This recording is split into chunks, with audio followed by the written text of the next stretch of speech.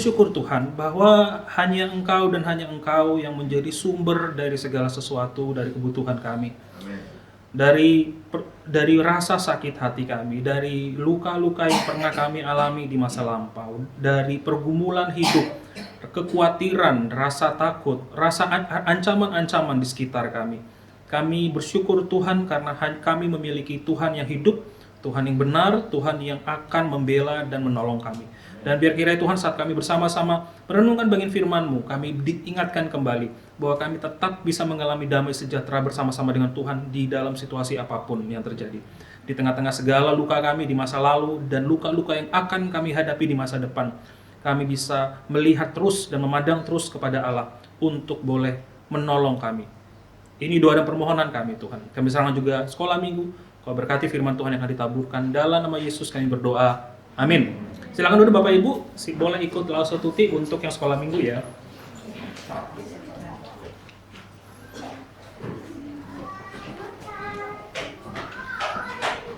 Oke, saudara-saudara, kita akan membaca 3 bagian Alkitab yang di bawah 30 tahun, di bawah 30 tahun, baca Amsal 4 ayat 23. Jadi saya minta teman-teman yang di bawah 30 buka Amsal 4 ayat 23. Tunggu, di bawah 30 dikit kayaknya. 1 2 3 4 5 6 6 itu udah. Yang di sana juga belum 30 ya. Ya, jadi di bawah 30 Amsal 4 ayat 23. Usia 31 sampai 50 lah ya. 31 sampai 50.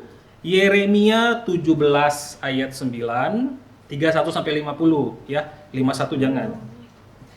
Kecuali merasa muda boleh juga sih. Mau merasa muda juga boleh sih, mau 70 tapi 50 Mas. Yeremia 17 ayat 19. Nah, di atas 50, 51 plus mungkin yang 120 tahun juga termasuk ya. Matius 15 ayat 18 sampai 19, saya kasih yang paling panjang. Matius 15 ayat 18 sampai 19. Oh, Ibu Hermi mau Matius, Bu, nggak mau Yeremia, Bu. Jadi di bawah 30 Amsal 4 ayat 23, ayat usia 31 sampai 50 Yeremia 17 ayat 9, di atas 51, di atas 50 ya 51 ke atas Matius 15 ayat 18 sampai 19. Oke ya, Bapak Ibu. Matius 15 ayat 18 sampai 19. Oke, boleh teman-teman yang di bawah usia 0 sampai 30 tahun ya, Amsal 4 ayat 23. 1 2 iya. Jadilah hatimu dengan segala kewaspadaan, karena dari situlah terpancar kehidupan. Ya, silakan Yeremia 17 ayat 9, 1 2 iya. Hati manusia licik daripada segala sesuatu.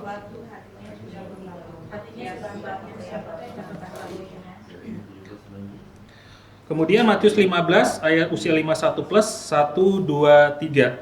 Tapi apa perbedaannya dari perasaan dan hati? Itulah yang menyaksikan orang. Karena dari hati timbul segala pikiran jahat, pembunuhan, penjinahan, pencabulan, pencurian, sumpah palsu dan hujat.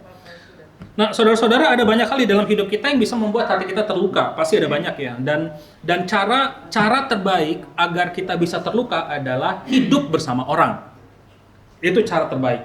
Cara terbaik untuk tidak terluka hati, hiduplah sama binatang. Gampang.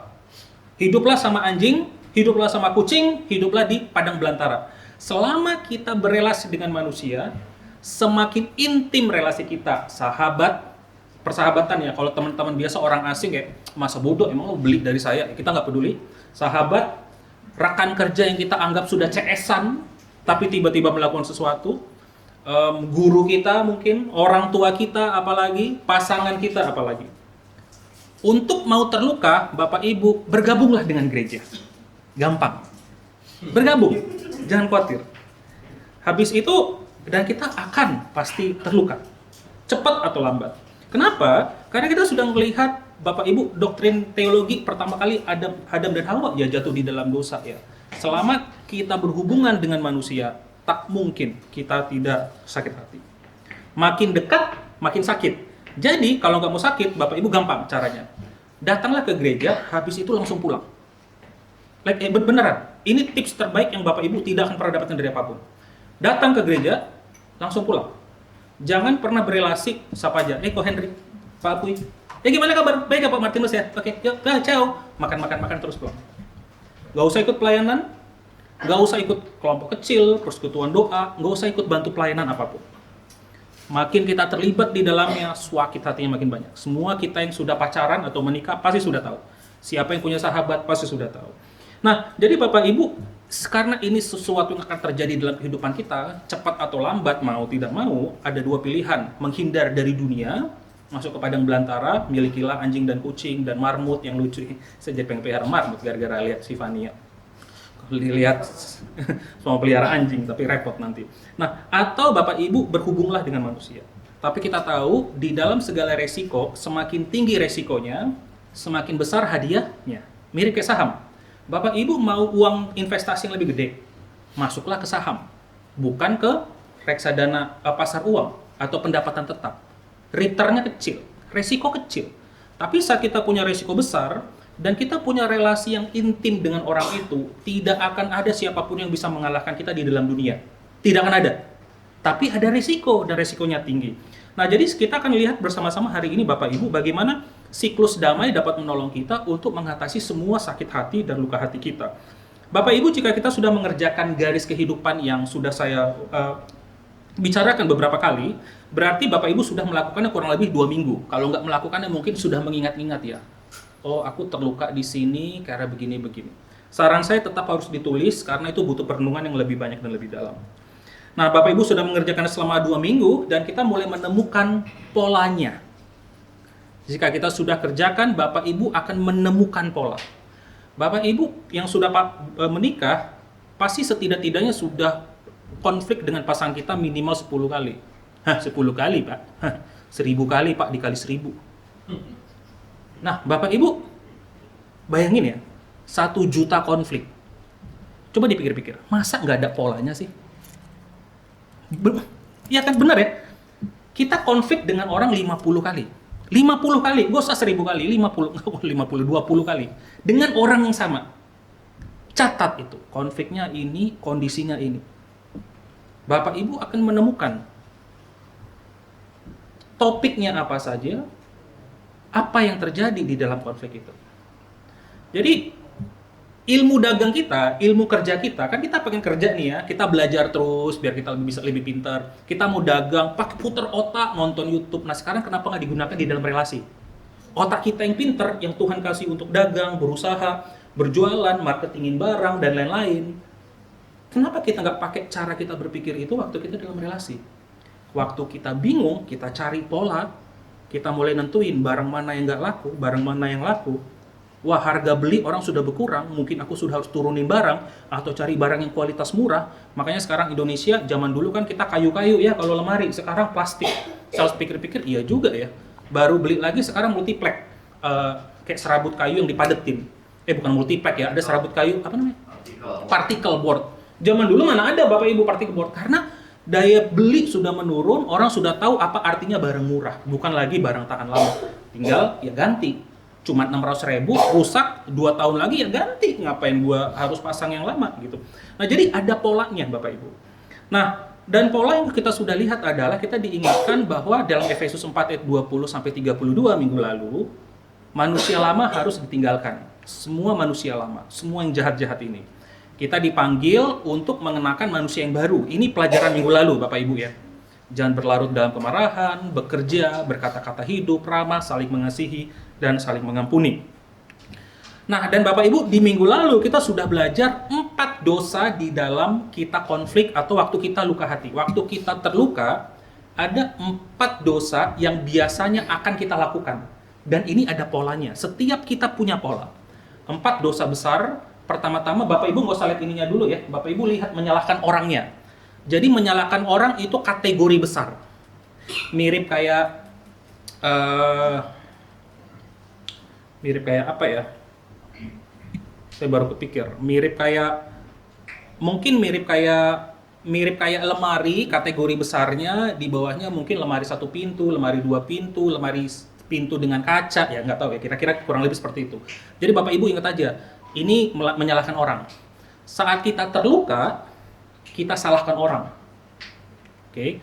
Saat kita terluka atau konflik, kita menyalahkan diri. Salahku lah, aku aib lah, gara-gara aku, dan lain sebagainya. Nah ini nih, Bapak Ibu menyalahkan orang dengan cara yang agresif, dimotivasi oleh kemarahan, dan balas dendam.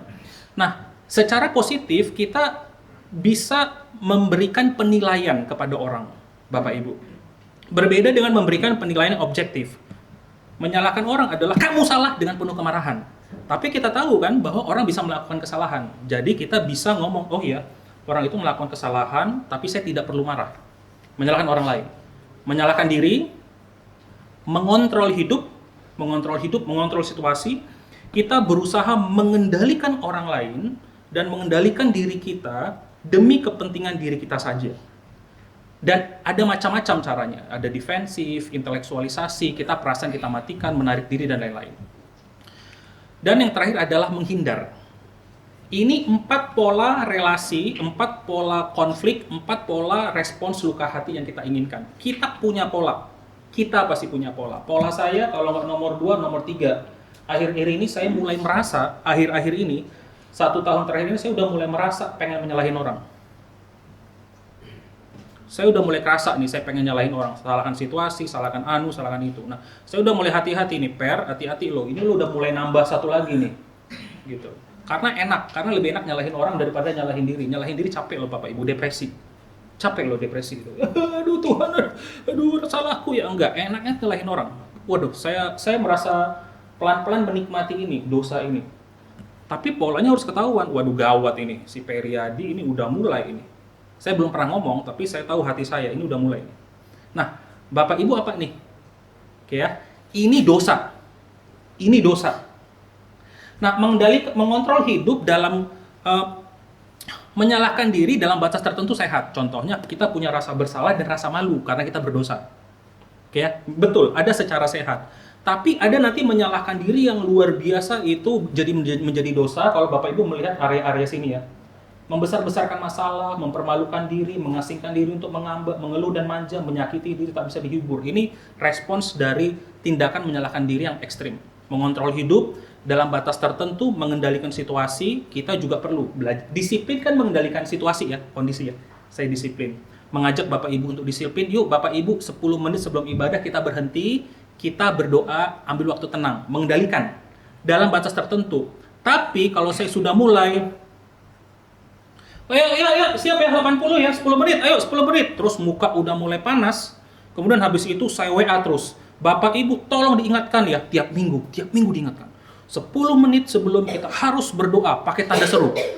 Nah Bapak Ibu bisa melihat ya, jadi mengendalikan situasi dengan yang sehat, yang normal. Ayo Pak Bu kita diingatkan ya, yuk coba. Sama mengendalikan situasi penuh dengan manipulasi, tekanan, paksaan. Nah ini sesuatu yang dosa.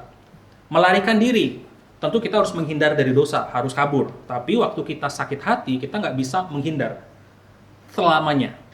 Harus diatur bersama-sama. Makanya nanti kita ngelihat orang-orang yang menghindar dan itu menjadi dosa, mengecilkan masalah. Enggak kok, itu nggak masalah. Itu dosa ya, Bapak Ibu. Orang-orang yang suka merahasiakan niat gitu loh. Dia menyimpan niatnya tertentu agar pasangannya atau orang lain itu tidak tahu. Itu juga dosa. Jadi Bapak Ibu bisa melihat 4 dosa itu. Nah, 4 respons dosa ini berasal dari mana, Bapak Ibu? Ayo, minggu lalu. 4 respons dosa ini berasal dari mana? 3 ayat yang tadi kita baca bicara tentang apa? 3 ayat yang tadi kita baca tentang apa, Pak Bu? Tentang satu kata. Pilih satu kata. Hati. Bicara hati. Apa yang keluar dari mulut berasal dari hati. Jagalah hatimu dengan segala kewaspadaan. Hati manusia lebih licik. Periadi bisa tidak marah-marah menyalahkan orang, tapi hatinya sudah tahu. Kalau kita sudah tahu pola, kita udah melihat, oh, Jadi kita itu kadang, Bapak Ibu kalau Bapak Ibu sudah mulai latih ini setiap hari, Bapak Ibu latih rutin, nanti Bapak Ibu akan merasakan Tuhan berbicara kepada Bapak Ibu seperti Tuhan berbicara kepada Kain. Paham ya? Kita selalu pengen Tuhan bicara dong, please bicara, ayo ngomong kayak Kain dong. Tapi kita ingat, bukan masalah Tuhan ngomong atau enggak. Ingat Yunus, Tuhan ngomong langsung dia kabur. Adam dan Hawa, Tuhan ngomong langsung, Hawa tetap ngambil. Ya. Tuhan ngomong langsung sama Elia, tetap layani, kabur dia karena ketakutan. Karena ketakutan mau dibunuh sama si Ahab sama Isabel. Bapak Ibu, tak peduli kita mau dengar orang Tuhan mau ngomong langsung, bagi saya itu omong kosong.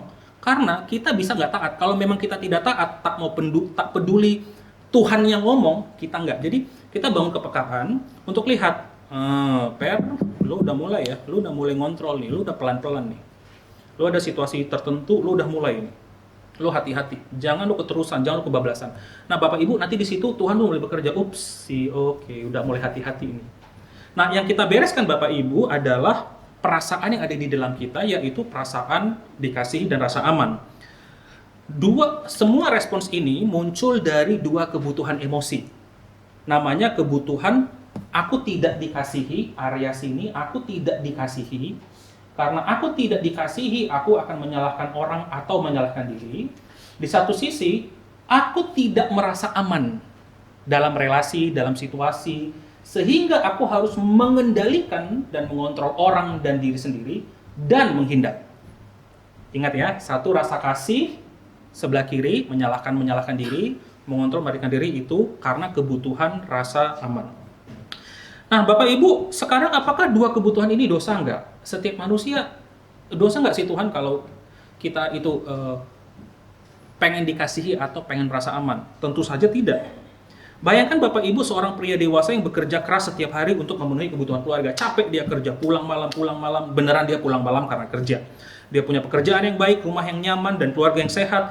Namun dia tidak pernah mendengar kata-kata apresiasi dari istrinya. Bahkan tidak pernah diucapin, terima kasih ya, thank you ya Bib, apa kek ngomong kek, ya ampun kamu udah berjuang banget ya, iya ampun aku seneng. Bapak Ibu, laki-laki nggak butuh-butuh banget sih kata-kata ini, tapi waktu kita merasa dihargai atas usaha kita, Bapak Ibu rasanya apa? Aduh, pengen gue berjuang lebih keras lagi. Ada rasa apresiasi. Kita juga pengen ngomongin hal sama kepada istri kita. Capek-capek dia di rumah. Apa yang kita lakukan? Apa yang kita ngomongkan? Tanya kabarnya. Apa yang bisa saya bantu? Capek nggak? Mau dipijit nggak? Mau makan keluar nggak? Asik ya, keluar ya. Atau mau makan apa ini kita? Mau kita. Nah, Bapak Ibu ada bentuk perhatian di dalamnya. Setiap kita butuh dikasihi. Setiap kita butuh dikasihi. Jadi tidak mungkin kita bisa berkata, oh saya udah kasih dia duit Pak. Saya sudah kasih duit sama istri saya atau sama anak saya, kasih uang jajan. Percuma. Anak kita butuh dikasihi. Bukan butuh duit. Dikasihi baru duit. Baru yang lain-lainnya. Nah, Bapak Ibu, dasar Alkitab bahwa ini adalah kebutuhan yang penting. Kebutuhan yang penting. 1 Yohanes 4 ayat 7-8, saudara-saudaraku yang kekasih, marilah kita saling mengasihi karena kasih itu berasal dari Allah. Dan setiap orang yang mengasihi lahir dari Allah dan mengenal Allah. Barang siapa tidak mengasihi, ia tidak mengenal Allah sebab Allah adalah kasih. Allah adalah kasih, Allah mengasihi kita. Karena kita sudah penuh dengan kasih Allah, baru kita bisa belajar mengasihi orang lain. Kalau kita tidak penuh dengan kasih Allah, Bapak Ibu, hampir tidak mungkin kita mengasihi orang lain. Kasih itu penting. Untuk apa Yohanes ngomong, kalian orang-orang gereja, ini kan ngomongin sama orang-orang gereja ya, orang-orang Kristen ya.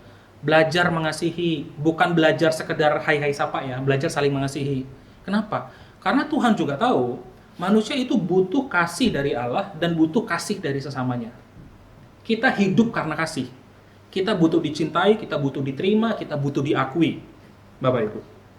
Yohanes 3 ayat 16, bentuk kasih Allah yang terbesar. Begitu besar. Jadi itu dalam bahasa Yunaninya itu kayak begitu besar. Jadi bukan karena begitu besar kasih Allah, enggak. Karena begitu besar kasih Allah di akan dunia ini, sehingga ia telah mengaruniakan anaknya yang tunggal untuk mati di kayu salib. Bapak Ibu. Nah, dan kita perlu menikmati dan mengalami, bukan tahu ya, saya yakin semua Bapak Ibu tahu. Sekarang problemnya adalah kita menerima dan mengalami dan merasakan kasih Allah yang sedemikian besar, begitu melimpahnya sampai bocor keluar, dan itu kita bisa berikan kepada orang lain. Jadi kalau Bapak Ibu melihat atau kita sulit mengasihi orang lain ya, termasuk sulit mengasihi musuh kita, berarti tangki kasih kita kosong. Tangki kasih kosong. Bagaimana mungkin kita bisa memberikan 1 juta rupiah kepada orang yang membutuhkan kalau duit di kantong kita hanya ada 100.000? Oke ya, paham ya Bapak Ibu ya konsepnya ya? Bagaimana kita bisa memberikan orang 10 juta ke yang membutuhkan kalau di dompet kita cuma ada 1 juta? Kita memberi dari kekurangan. Dalam konteks persembahan kepada Tuhan itu nggak masalah. Seperti persembahan dari janda. Aku memberikan, dia memberikan apa yang ada padanya. Tetapi waktu kita mau mengasihi orang lain, sulit untuk mengasihi orang lain kalau hati kita tidak penuh oleh kasih Kristus. Jadi kebutuhan dikasih ini sangat penting. Saat orang-orang bisa dipenuhi kasih Kristus seperti Mother Teresa, barulah dia bisa melakukan apapun yang manusia itu tidak bisa pikirkan. Kok bisa ya dia melakukan itu? Kemudian orang Kristen itu mulai belajar, ikutin langkahnya Mother Teresa. Bantu di Islam, bantu ini, bantu di itu. Tapi hatinya nggak beres. Hatinya nggak beres. Dia memberi dari kekurangan. Dia nggak merasa dikasihi Allah. Ngapain pula aku ngasihi orang? Setiap lihat bau, aduh jijik, nggak mau lagi gitu. Nah, kenapa Bapak Ibu? Karena tangki kasih kita kosong. Makanya tangki kasih kita harus diisi oleh Allah. Yang sebenarnya sudah sih diisi oleh Allah. Kan Yesus Kristus sudah mati bagi kita. Tapi kita itu bukan masalah nggak tahu. Kita nggak paham, kita nggak mengenal, kita nggak mengalami. Dan pengalaman itu perlu waktu. Bapak Ibu, penyaliban Yesus karena dosa yang bukan kita lakukan, yang bukan yang Ia lakukan adalah bukti tertinggi dari kasih Allah. Waktu kita lihat Yesus disalibkan, waktu kita merasa diri kita tidak berharga, lihatlah Yesus yang disalibkan. Ketika kita merasa tidak dihormati karena kita butuh kasih itu ya, lihatlah Yesus yang disalibkan. Ketika kita merasa tidak pantas, tidak penting, tidak berharga, tidak berpengharapan, yang kita lihat siapa? Kita lihat Yesus yang sudah diremehkan, ditolak, patah semangat, Yesus yang ditelanjangi, dipukul, disiksa, dihina, diludahi, dan mati untuk kita. Nah, Bapak Ibu, ini yang menjadi kekuatan kita. Makanya sebagai kekristenan yang kita lakukan adalah kita bukan baik kepada orang yang baik kepada kita, tapi kita baik kepada orang karena Allah sudah terlebih dahulu mengasihi kita. Konsepnya jadi jangan dibalik-balik Bapak Ibu dengan dunia luar sana. Enggak, konsep Kristiani kita beda. Kita dikasihi oleh Allah, karena itu kita mengasihi orang lain, termasuk mendoakan musuh Bapak Ibu, dan memberikan kasih ekstra kepada orang yang menjajah kita.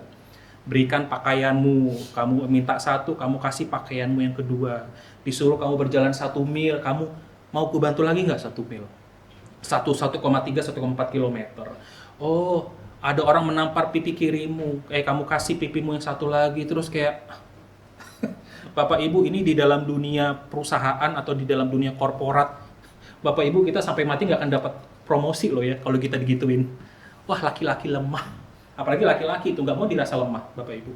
Tetapi kita bisa melihat karena kita tahu kasih Allah seperti itu, makanya kita lihat, oke.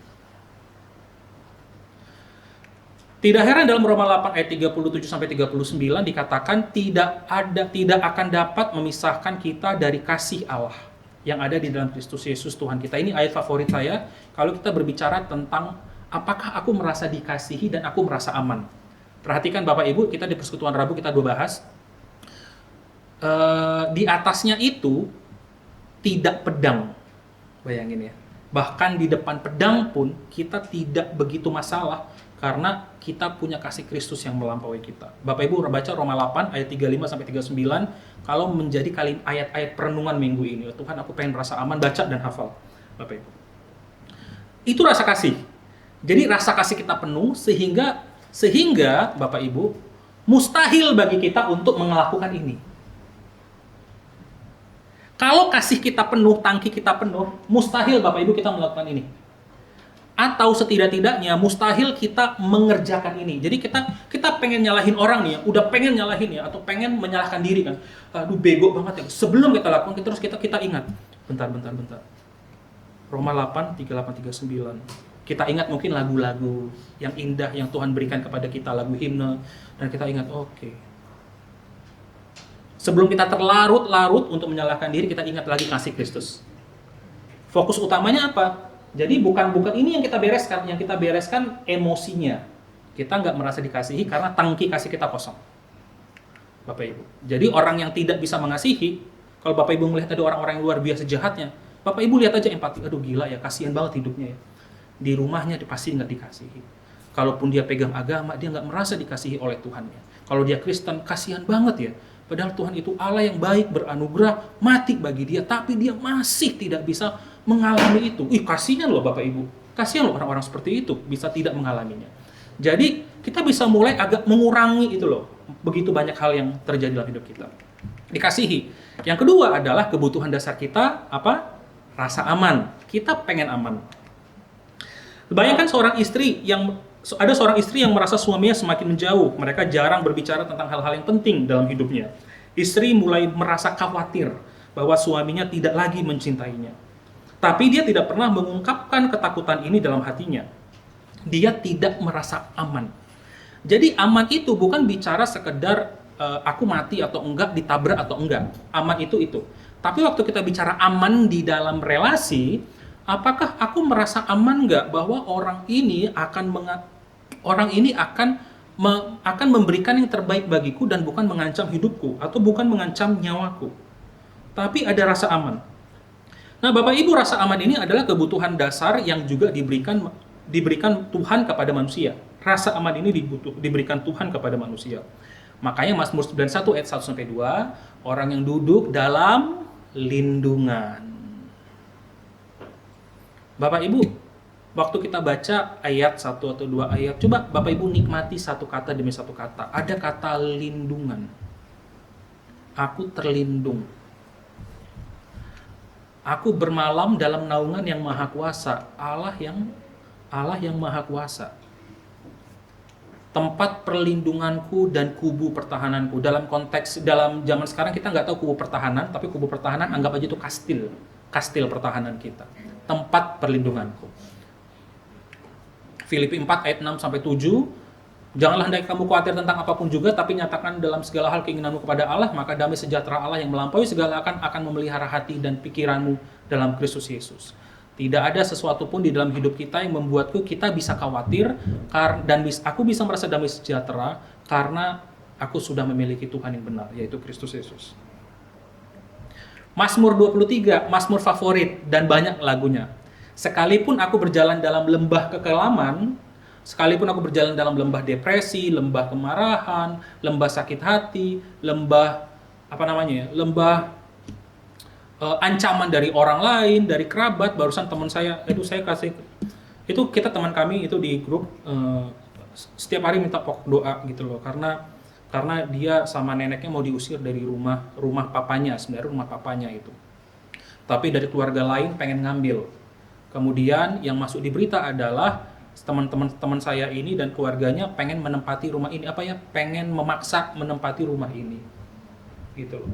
Sedangkan rumah ini itu waktu itu karena si kakeknya teman saya itu tidak punya KTP, nggak punya KTP Indonesia, mereka pinjam ke pamannya yang punya KTP. Pamannya udah meninggal, ini anaknya yang nuntut ini rumah. Dan dia doakan tiap hari. Terus saya pikir, aduh buset ya. Soalnya ini teman saya bukan orang yang dia itu pekerjaannya yang bagus ya. Pekerjaannya bukan sesuatu yang bagus. Dia lebih tua 5 tahun tapi orangnya naif ya. Lucu ya, ada laki-laki yang luar biasa naif sekali gitu loh. Terus ada banyak hal sih. Kemudian dia bantu mamanya, mamanya, ya berarti mamanya yang udah tua sekali dan dia sampai sekarang nggak punya rumah. Terus saya pikir-pikir, kok kenapa lo dari dulu nggak coba nabung?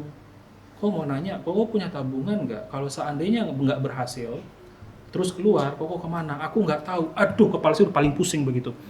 Gitu, maksudnya kayak lu lulus S1, berarti setidaknya otak kita nggak apa-apa amat lah ya, harusnya lah ya. Gitu loh. Tapi kok bisa nggak ke planning sedemikian rupa ya? Oh, tapi saya ingat rupanya si Koko ini memang cukup menarik sih. Salah satu orang yang cukup menarik selain kok bisa hidup seperti ini. Bapak Ibu, terus saya pikir-pikir seperti itu kayak, waduh, itu perasaan yang rasa tidak amannya loh. Bukan masalah kehilangan rumah loh ini. Masalah berarti sepupunya yang berusaha mengambil rumah itu. Perasaan tidak dihargai, tidak layak, perasaan tidak aman. Bapak Ibu, berbagai perasaan itu muncul di dalam dirinya. Tapi Mazmur 23 ayat 4 dikatakan, itu lembah kekelaman. Saya nggak tahu lembah kekelaman Bapak Ibu apa. Saya nggak tahu. Bisnis kah, dagang kah? Tapi ini kita lagi bicara tentang relasi-relasi yang menyakitkan ya Bapak Ibu ya. bicara relasi yang menyakitkan. Nah, Bapak Ibu, ini dua kebutuhan dasar yang kita miliki, dan kita melihat bahwa saat perasaan-perasaan itu mengendalikan kita, aku tidak dikasih dan kita biarkan itu, aku merasa tidak aman dan aku hidupin perasaan tidak aman itu adalah dosa. Kebutuhan ini valid dan penting. Kita butuh dikasihi dan butuh aman. Tapi ada orang-orang yang membutuhkannya itu lagi lebih dan tidak pernah bawa kebutuhan ini ke Tuhan. Tuhan, tolong, apa yang bisa aku lakukan? Apa yang bisa kau lakukan? Tapi aku butuh. Nah, itu menjadi dosa. Segala sesuatu yang berlebihan itu dosa, Bapak Ibu. Perasaan itu tidak diatasi, perasaan itu menjadi perasaan negatif yang mengendalikan kita dan menghasilkan perilaku. Nah, biasanya waktu kita membereskan hal ini, Bapak Ibu, kita itu berusaha memfokuskan diri untuk wah, kata Pak Periadi ini dosa ya, kalau gitu aku tidak mau lagi dong melakukannya gitu loh. Aku pengen belajar fleksibel, aku pengen belajar terbuka, aku pengen belajar terlibat aktif kepada orang lain. Contohnya ini ya Bapak Ibu ya. Oh, aku pengen mengasuh orang. Jadi tadi menyalahkan orang, respon terbaik adalah mengasuh. Menyalahkan diri berarti menghargai diri. Yang satu lagi itu aku tiba-tiba lupa ya. Ini mengontrol situasi, mengontrol diri berarti kita terbuka di dalam relasi kita, dan waktu kita menghindar, kita itu hubungan yang dapat diandalkan. Nah, sekarang problemnya di sini. Banyak dari kita mencoba melakukan ini tapi hatinya nggak beres. Oke ya. Ingat 3 ayat yang sudah kita baca. Ini nggak akan berhasil. Nggak akan berhasil. Dalam batas tertentu memang kita bisa lakukan. Oke deh, aku belajar sabar saat pasanganku menyakitiku. Oke, tarik napas. Tapi pasangan, anak, orang tua menyakiti kita berapa kali Bapak Ibu? 1 kali nggak? Enggak. 2, 3, 4, 5, 6, 7. Lama-lama apa? Numpuk Pak Bu, numpuk nih udah. Nget. Sakit, goyang, sakit, tahan. Demi Tuhan, aku mau mengontrol diriku. Sabar. Nambah lagi. Boom, lama-lama meledak. Jadi Bapak Ibu. Nah, ini yang terjadi mengapa kita tidak bisa kenapa kita berusaha untuk membereskan permukaannya doang. Ini kita tutupin ini, kita tutup. Karena magmanya ini kita nggak beres. Karena ini kalau kita lihat magma ini berasal dari pusat bumi. Ya, tentu saja. Nah, berarti intinya yang harus dibereskan. Bukan permukaannya. Dalam batas tertentu permukaannya baik ya. Oke deh, aku belajar terbuka. Wah, aku introvert. Aku terluka dalam relasi dengan orang lain sehingga aku udah nggak mau lagi berelasi dengan jemaat. Setiap kali aku berelasi dengan orang udah gini aja. Pak Api gimana kabar? Bu Akin gimana kabar? Udah gitu doang. Karena aku nggak mau terluka lagi. Kemudian kita, oh iya ya, tadi khotbah tadi aku harus belajar terbuka nih ya. Belajar terbuka dalam relasi ya. Agar kita nggak sakit hati, kita mulai belajar terbuka dalam relasi, mulai terlibat aktif. Saya ngomong pelayanan bareng nanti Ciakian, pelayanan bareng nanti sama Vina atau Pak Henry. Karena aku dulu pernah sakiti, tapi aku tetap mau pelayanan. Tapi kita ingat manusia-manusia ini manusia berdosa. Sadar tidak sadar ya. Sengaja atau tidak sengaja, kita akan bergesek.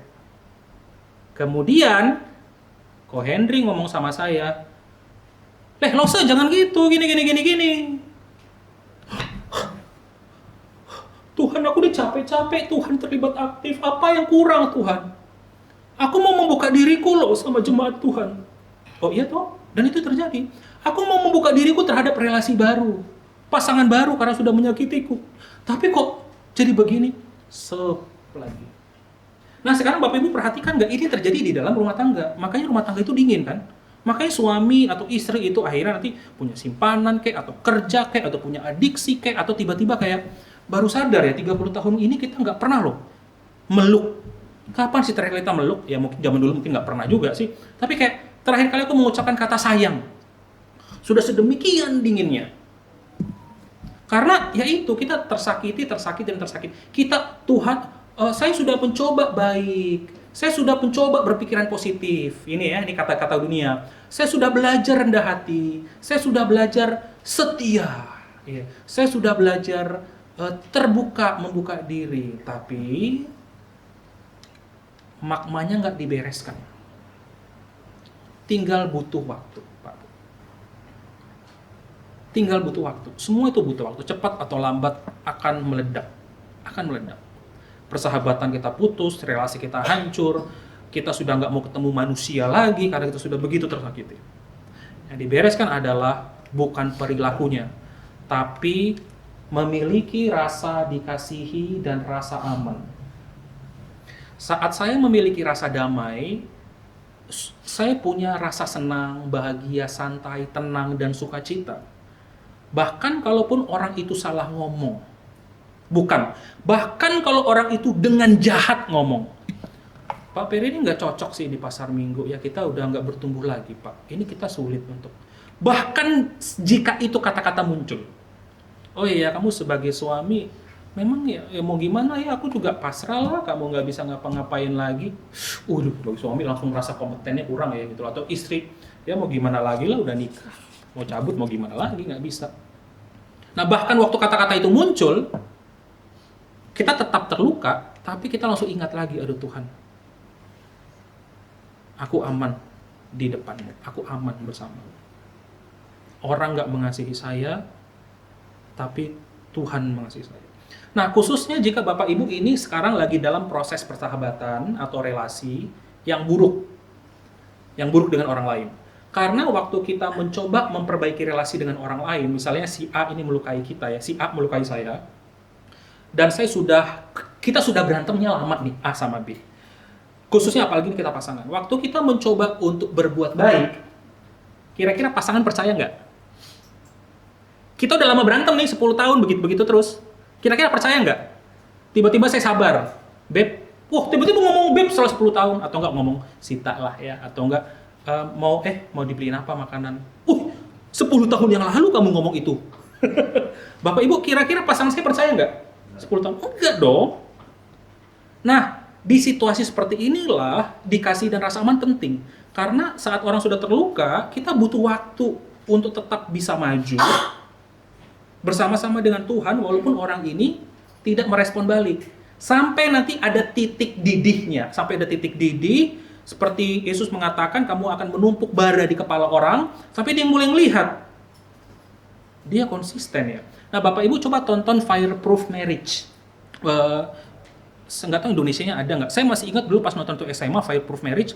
Jadi suami istri, suaminya hampir diambang perceraian. Kemudian suaminya dilayani dan dia merasa kayak Tuhan ini salahku, aku harus bertobat. Kemudian dia lakukan 40 hari plannya. Jadi 40 hari melakukan satu kebaikan tiap hari. Satu kebaikan tiap hari karena mereka udah mau cerai nih. Satu kebaikan tiap hari.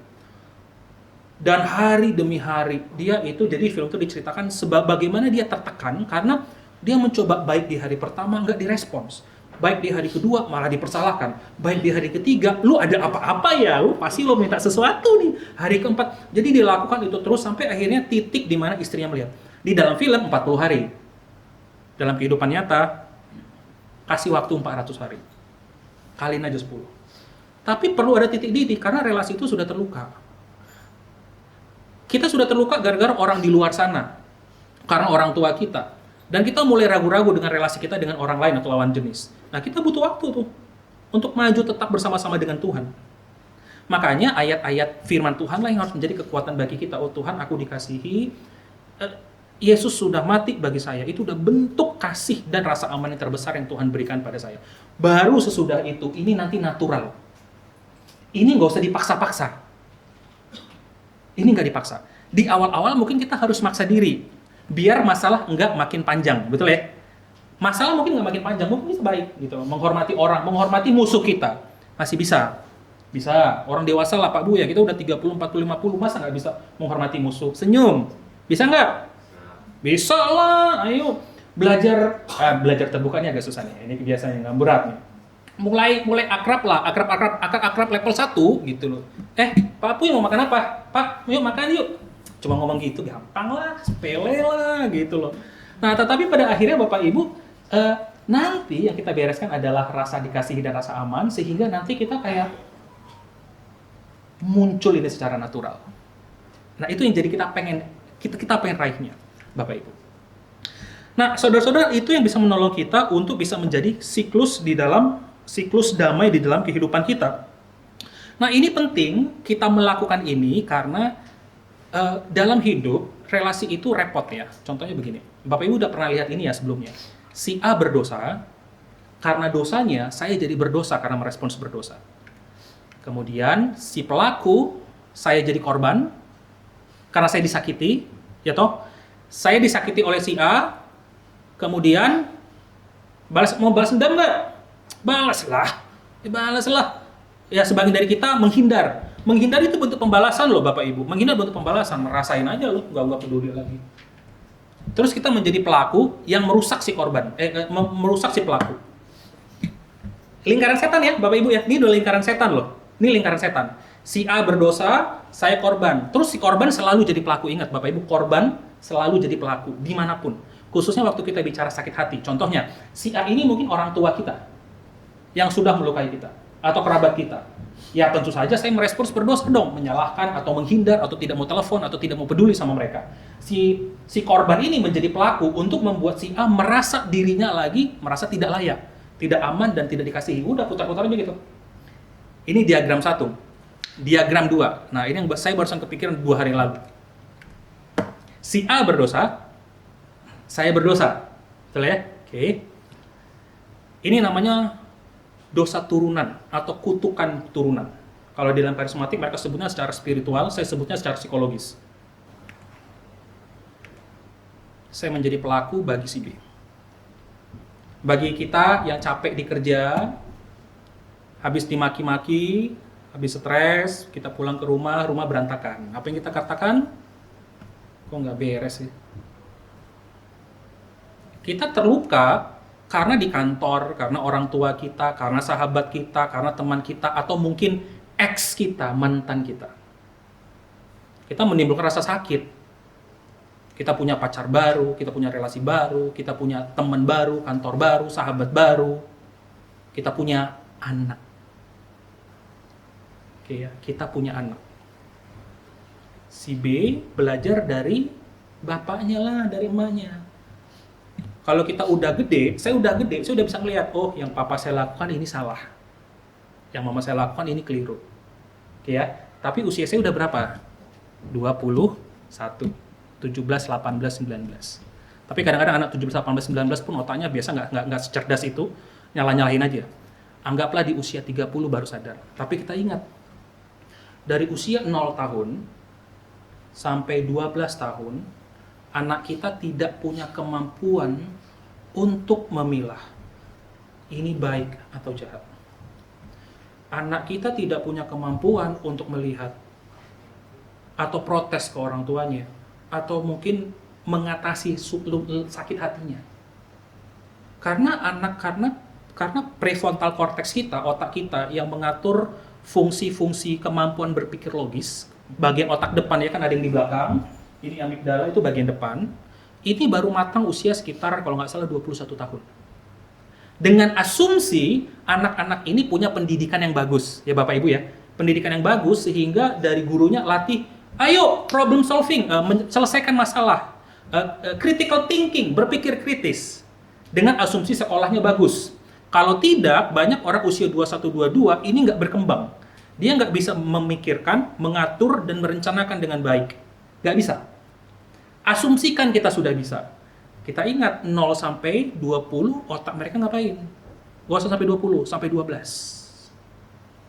Makanya anak-anak paling terluka dari dosa-dosa kita, orang tua. Si B adalah anak kita. Nah teman-teman nanti mau menikah, suatu ketika cepat atau lambat jika kita menikah, pikir baik-baik Bapak Ibu. Dosa apa yang kita sering lakukan, pola-pola relasi, konflik apa, sakit hati apa yang belum kita selesaikan. Jangan sampai kita bawa ini di dalam perkawinan. Yang korban istri kita loh Pak Bu, yang korban suami kita, yang korban anak kita. Paling kasihan anak kita, gak usah ngomong pasangan lah, pasangan biarin aja. Anggaplah pasangan itu lempar, itu anak kita. Mau kita biarkan mereka hidup di dalam dosa turunannya kita. Nah, ini yang penting makanya kita harus bereskan bersama-sama. Dan si B akan jadi pelaku. Dia punya anak namanya si C. Dia punya rekan kerja si C. Kebetulan si B menjadi pemimpin bangsa ini. Jadi kepala RT, RW, kepala kelurahan. Tapi karena dia sudah sakit hati, karena bapak emaknya, karena teman-temannya, orang-orang di sekitarnya, dan dia nggak pernah beresin, si B ini akan memperlakukan yang sama kepada orang-orang lain di sekitarnya. Karyawannya, bawahannya, bahkan bosnya pun disenggak gitu loh. Atau enggak kabur-kabur gitu loh. Kadang-kadang Gen Z itu yang suka pindah-pindah kerjaan, katanya pindah-pindah kerjaan. Saya mulai berpikir, apakah ini bentuk dosa menghindar? Bapak Ibu coba pikirin ya.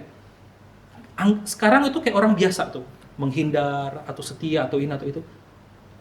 Kok saya melihat itu bagian dari dosa. Setiap tidak tahan cabut. Setiap tidak tahan mendapatkan sesuatu yang dia tidak inginkan, dia cabut. Kok saya merasa itu bagian dari penghindaran dan dosa. Nah, dan kita ingat, si A dulu adalah korban si Z. Ini dia punya teman-teman dong, dia punya bapak, emak, dia punya sahabat, dia punya teman, dia punya rekan-rekan jemaat. Si Z ini sudah kena dosa. Dia lakukan lagi. Nah, ini makanya Bapak Ibu, dunia tambah rusak. Bukan karena Tuhan, tapi karena kita. Lingkungan rusak bukan karena Tuhan, karena kita. Kenapa keturunan kita itu ada aja yang bermasalah, jadi kerabat-kerabat kita itu kayak ada ini, ada itu, ada ini, ada itu. Coba cek Bapak Ibu, kita biasanya sebut namanya genogram. Kita buat bapaknya siapa, anaknya siapa, kemudian nanti kita lihat itu. Apa yang kamu rasakan, apa yang kamu alami. Nah, kita akan trace back, biasa itu genogram. Jadi kita genogram itu kayak silsilah ya. Silsilah, tapi hanya untuk ngecek keterikatan emosi dan lain-lain sebagainya. Dan nanti kita bisa lihat, semua ini korban. Sekarang kita lah yang pengen Bapak Ibu pengen mutuskan garis kutukan ini. Kita pengen putuskan ini. Waktu kita ada di RT, di RW kita, kelurahan, kecamatan kita, di kantor kita, di gereja kita, di rumah kita apalagi. Kita pengen, Tuhan, aku mau putuskan kutuk ini. Aku mau merespon dengan baik. Sehingga anak-anakku, pasanganku, siapapun yang bertemu dengan aku bisa melihat. Sekali lagi, sulit nggak? Sulit. Apalagi kalau kita dulu dikenal sebagai orang-orang yang luar biasa. Dulu kita dikenal sebagai orang-orang yang seperti ini. Butuh waktu.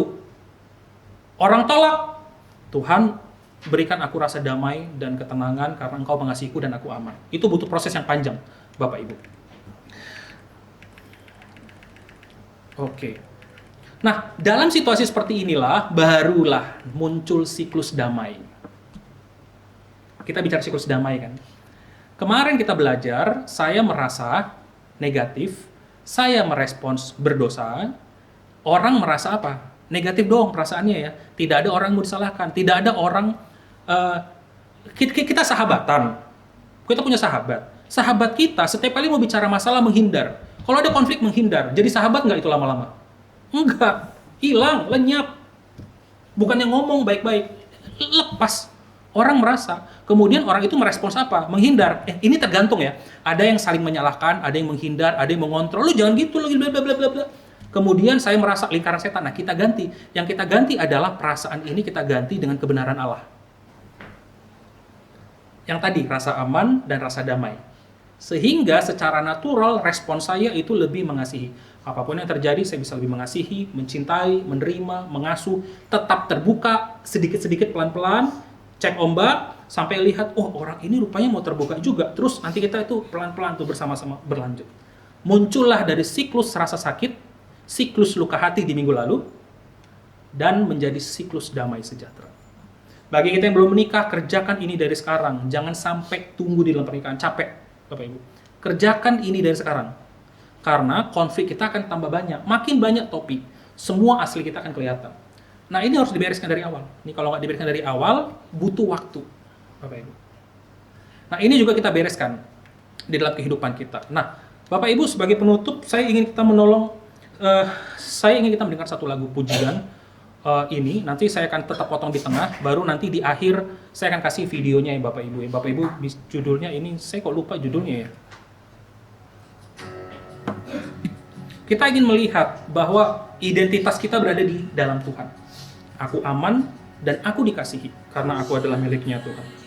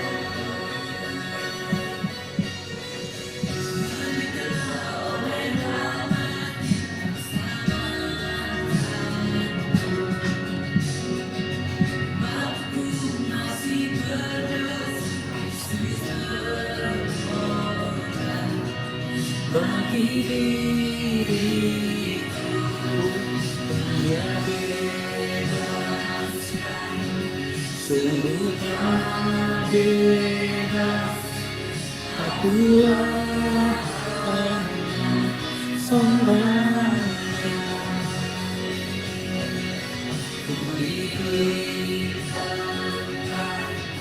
dalam rumahnya, akulah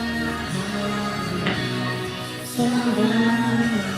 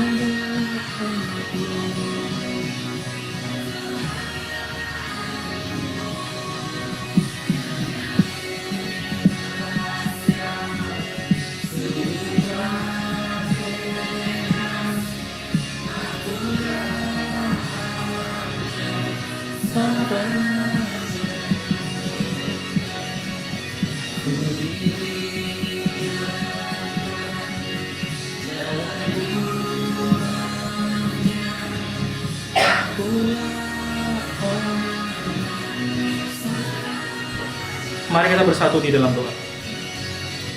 Bapa kami di dalam surga, Tuhan tolong kami untuk selalu mengingat karya-Mu, rahmat, anugerah yang Kau berikan bagi kami, sehingga kami menjadi anak-anak-Mu. Kami adalah anak Sang Raja, kami adalah anak-anak dari kerajaan Allah. Tuhan, kami memiliki segala sumber yang kami butuhkan, kami memiliki segala sumber daya, kami bahkan memiliki pribadi, Tuhan kami yang hidup yang benar. Tuhan tolong kami. Ada begitu banyak hal luka-luka hati yang kami pernah alami dalam hidup, baik di masa kecil kami, baik di masa kini, di dalam proses hidup kami, Tuhan, tapi kami ingin mengalami kebebasan, Tuhan, dari segala luka-luka hati itu, karena kami ingin merasakan dikasihi oleh Allah dan rasa aman bersama-sama dengan Allah. Tuhan, tolong. Ini akan menjadi perjalanan yang panjang bagi setiap kami, Tuhan. Akan ada pergumulan, akan ada mungkin tantangan yang harus kami hadapi saat kami ingin menjadi baik, merespon baik. Kami juga akan bahkan dicurigai oleh orang-orang di sekitar kami. Tapi Tuhan tolong kami, berikan kami kekuatan dan hikmat dan keamanan Tuhan, perlindungan-Mu untuk kami bisa teguh melakukannya. Kami ingin mematahkan Tuhan, kutuk-kutuk Tuhan, relasi yang selama ini kami sudah bawa. Kami ingin hidup dan kami ingin masuk lagi ke dalam satu relasi yang baru dengan Engkau, dan juga relasi yang baik dengan keluarga kami, pasangan kami, anak kami, orang tua kami, sahabat-sahabat kami yang dulu kami pernah jauhkan, karena kami bermasalah dan tidak pernah kami selesaikan. Semua orang di sekitar kami, Tuhan, tolong kami. Dalam nama Yesus kami berdoa. Amin.